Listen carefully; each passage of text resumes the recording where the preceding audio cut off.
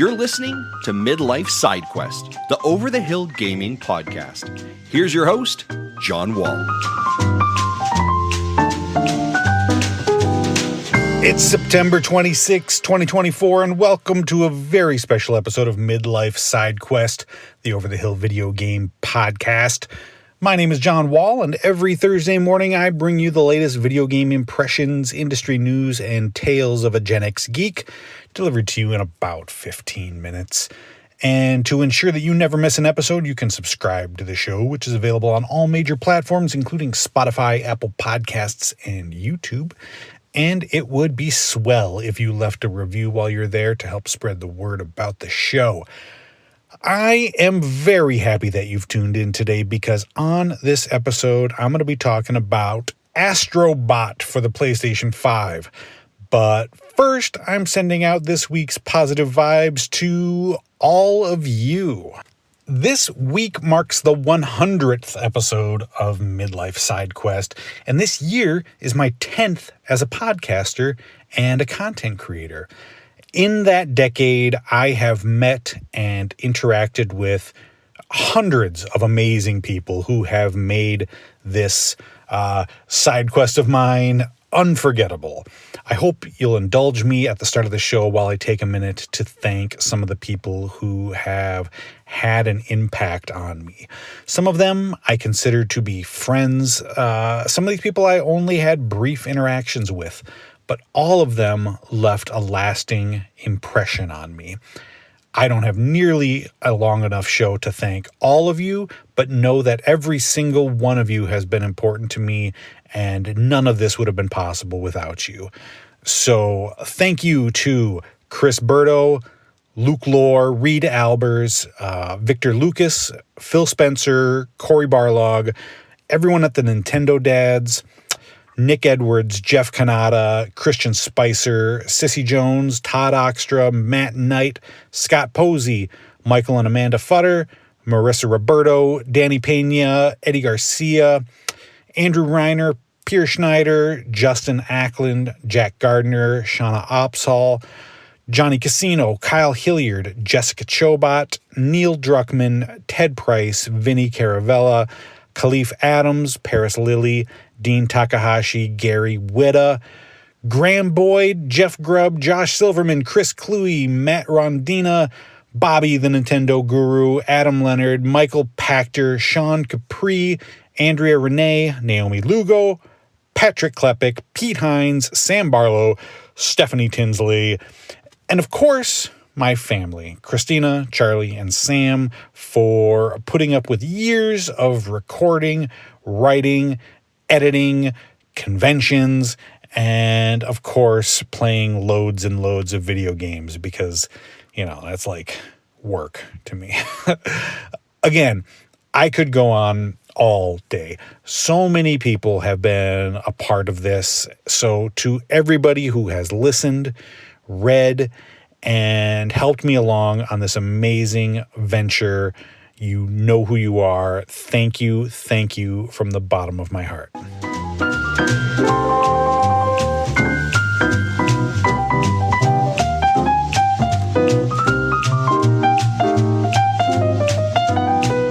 Sony's Astrobot character has had an interesting journey to becoming their marquee mascot.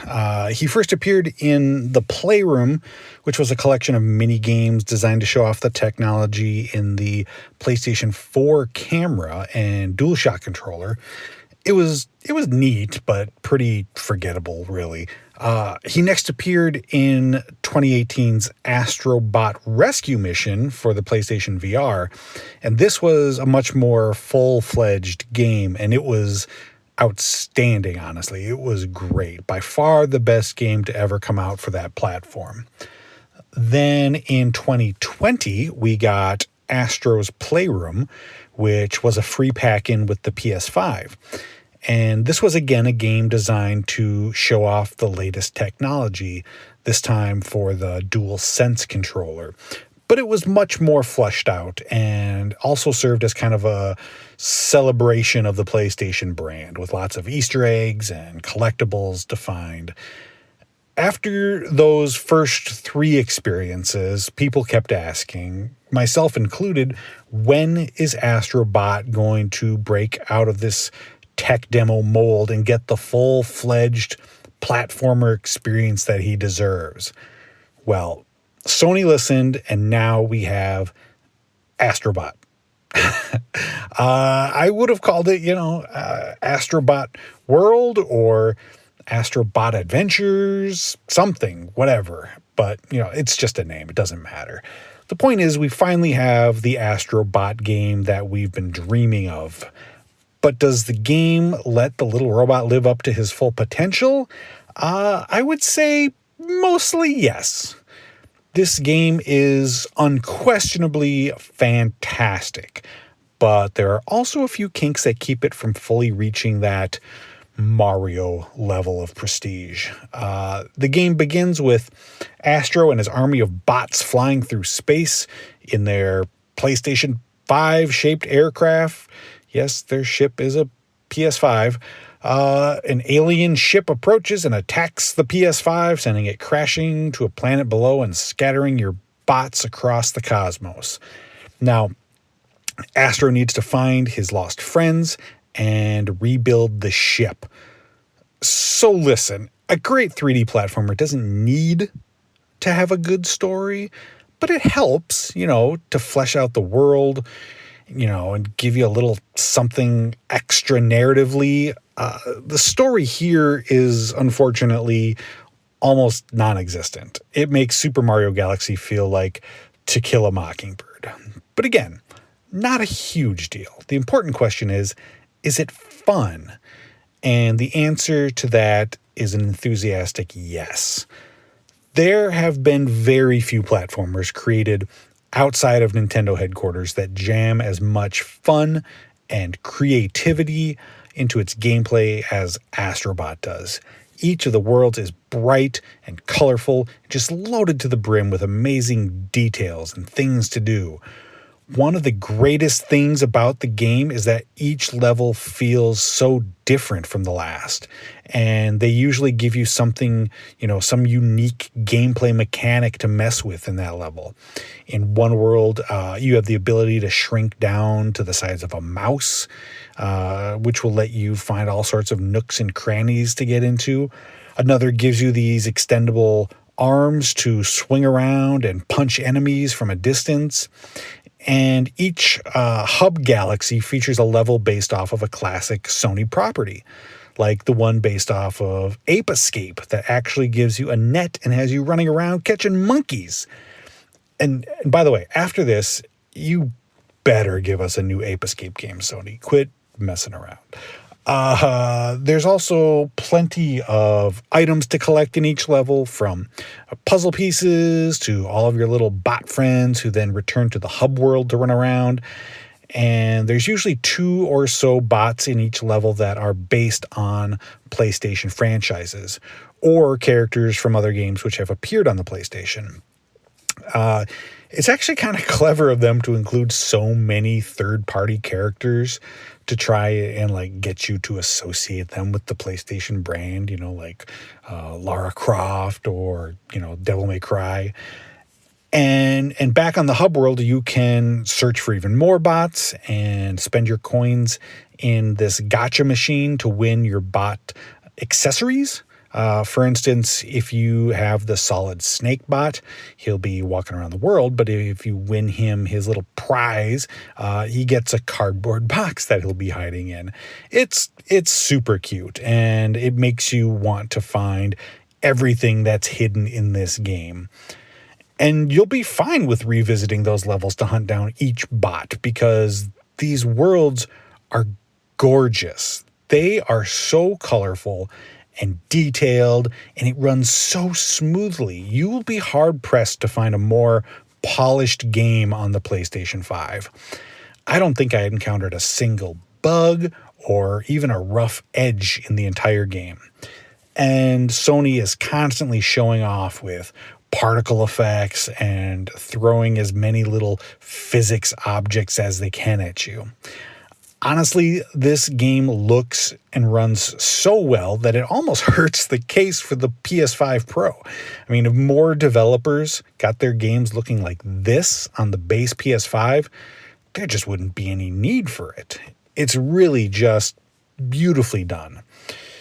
Like I said, though, not everything is executed perfectly in Astrobot. I think they missed an opportunity in this game to introduce a fun cast of supporting characters as well as a decent villain, This green alien dude is honestly pretty lame, and he doesn't have like any personality. He's certainly no Bowser. He's not even Dr. Robotnik. I would have loved for them to really give Astrobot his own interesting world outside of just PlayStation fetishism. And that's one of my other issues with the game. The Sony worship was fun, in the free pack-in game, but here in a full-priced game, it comes off a little cringy sometimes, and it feels like they're, really trying to sell you more stuff. The bots are amazing. I loved finding, all these characters like from Eco and Katamari and just so many great characters. All that's great. But when your main quest is to find the cooling fan and the CPU for your PS5, and you're flying around on the limited edition Astrobot DualSense controller, which is available right now for $79.99, it's pretty cheesy, really. That being said, Astrobot is still one of the best platformers I've ever played, not coming out of Nintendo, honestly. And it's the first PlayStation game that I've ever gotten a platinum trophy for. I really couldn't stop playing. It's colorful, it's fun, creative. It's probably the best PS5 exclusive game there is. It doesn't quite hit that Mario level of amazing, but I think with a little more world building and maybe a little less product placement, this series really could get there. Sony has a really special game here, and I hope we see a lot more Astrobot in the future.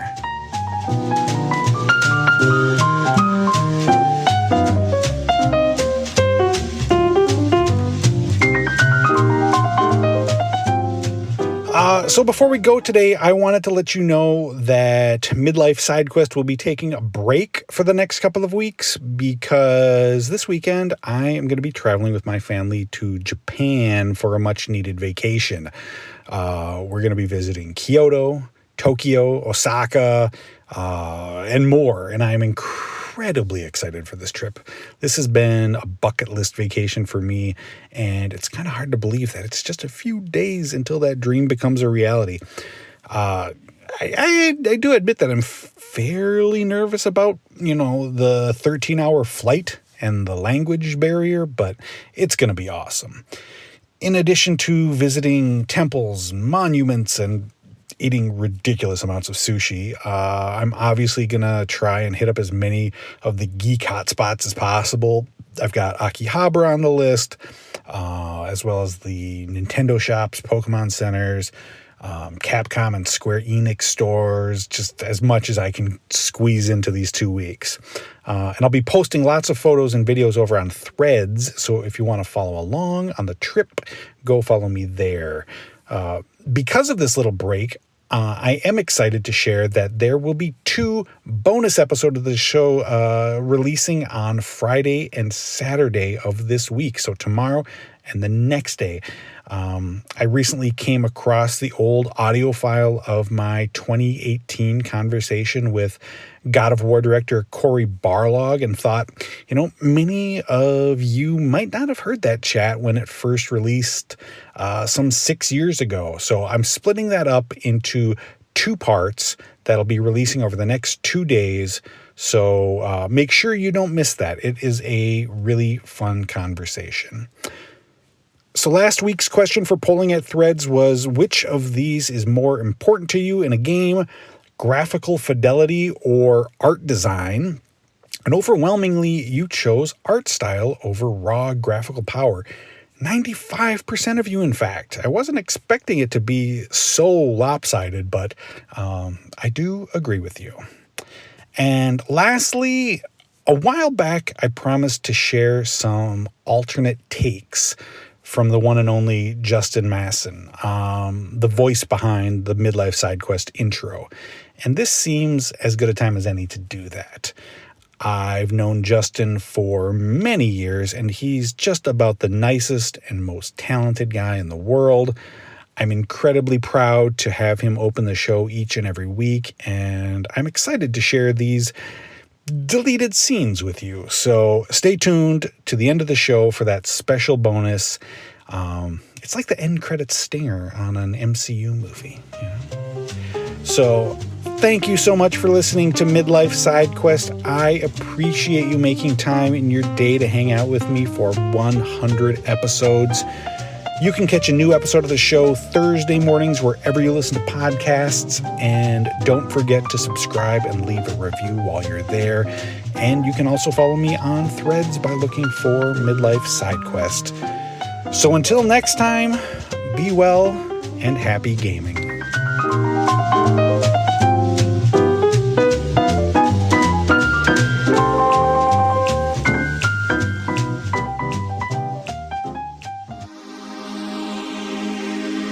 You're listening to Midlife SideQuest, the over-the-hill gaming podcast. And here's your host, John Wall. Hey, you're listening to the Midlife SideQuest, the over-the-hill gaming podcast. Here's your host, Mr. John Wall. Ladies and gentlemen, boys and girls, children of all ages, you're listening to the right podcast. You're tuned to the dial to the proper podcast. You're, of course, listening to the Midlife SideQuest, the over-the-hill gaming podcast. Ladies and gentlemen, here's your host, John Wall. World premiere. In a world where podcasts are so rampant, only one podcast stands above the rest. It's the Midlife SideQuest, an over-the-hill gaming podcast for people who are over the hill and like gaming. Hosted by John Wall, who is also over the hill and likes gaming. Hey, how you doing? You doing all right? Yeah, of course you're doing all right. You know why? Because you're listening to the Midlife SideQuest, the over-the-hill gaming podcast. And ladies and gentlemen, boys and girls, buckle up, because here he is, that crazy son of a bitch, your host, Mr. John Wall.